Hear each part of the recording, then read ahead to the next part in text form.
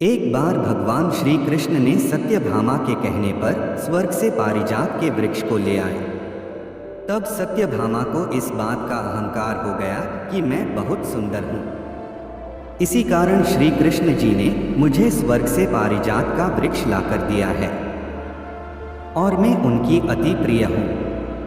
एक बार सुदर्शन चक्र को भी इस बात का अहंकार हो गया कि मैंने इंद्र के वज्र को ध्वस्त कर दिया और भगवान के पास जब कोई अस्त्र नहीं बचता है तब भगवान मेरा प्रयोग करते हैं। इसी प्रकार एक बार गरुड़ देव को भी इस बात का अहंकार हो गया कि भगवान श्री हरि कहीं भी जाते हैं तो मुझे साथ में लेकर जाते हैं, क्योंकि मेरी अति तीव्र गति व बल का कोई मुकाबला नहीं कर सकता है। तब भगवान श्री कृष्ण ने सोचा कि क्यों ना इन तीनों का अहंकार दूर किया जाए। फिर श्री कृष्ण ने हनुमान जी का स्मरण किया।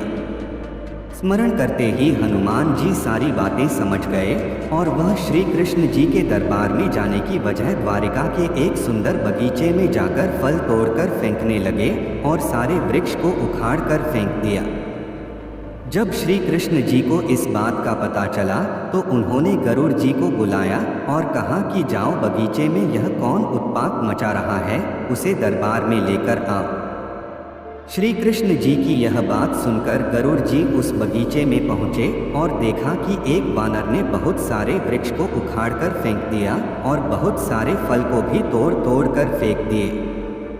गरुड़ जी उन्हें पकड़ने के लिए गए, तब हनुमान जी ने अपनी पूंछ से उन्हें जकड़ लिया, जिससे गरुड़ जी को पीड़ा होने लगी और उन्हें दूर समुद्र में फेंक दिया। फिर वह बड़ी मुश्किल से संभले और श्री कृष्ण जी के दरबार में पहुँचे और कहा कि वह कोई साधारण वानर नहीं है।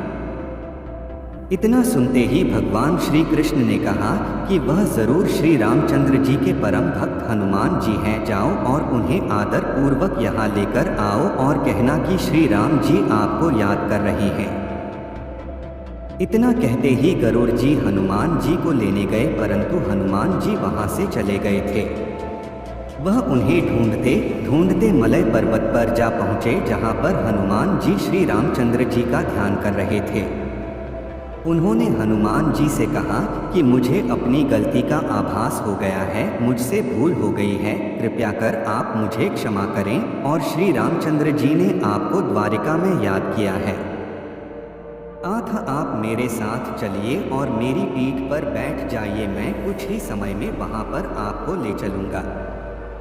हनुमान जी ने कहा कि आप चलिए, मैं आपके पीछे पीछे आता हूँ। गरुड़ जी यह कहकर चले गए।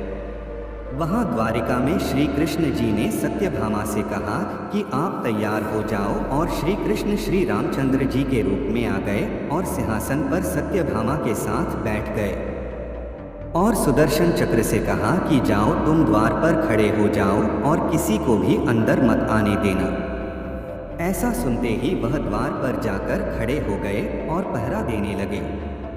कुछ क्षणों के पश्चात ही हनुमान जी वहां पर आए तो उन्होंने हनुमान जी को रोका, लेकिन हनुमान जी नहीं रुके। उन्होंने सुदर्शन चक्र को अपने मुंह में रख लिया और अंदर आ गए और श्री रामचंद्र जी को प्रणाम किया। रामचंद्र जी ने कहा कि आपको तो गरुड़ जी लेने गए थे, वे कहाँ हैं? आप तो अकेले आए हैं। तब हनुमान जी ने कहा कि वह तो मुझसे पहले निकले थे, अभी तक नहीं आए।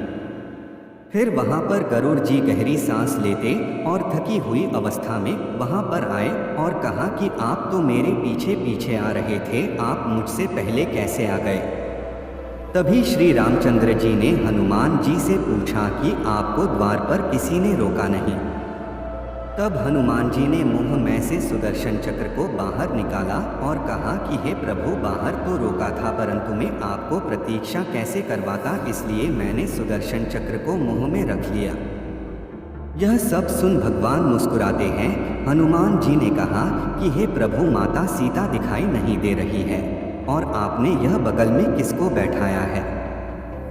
उधर से रुक्मणी जी आई तो हनुमान जी ने देखा और उन्हें माता सीता कहकर प्रणाम किया।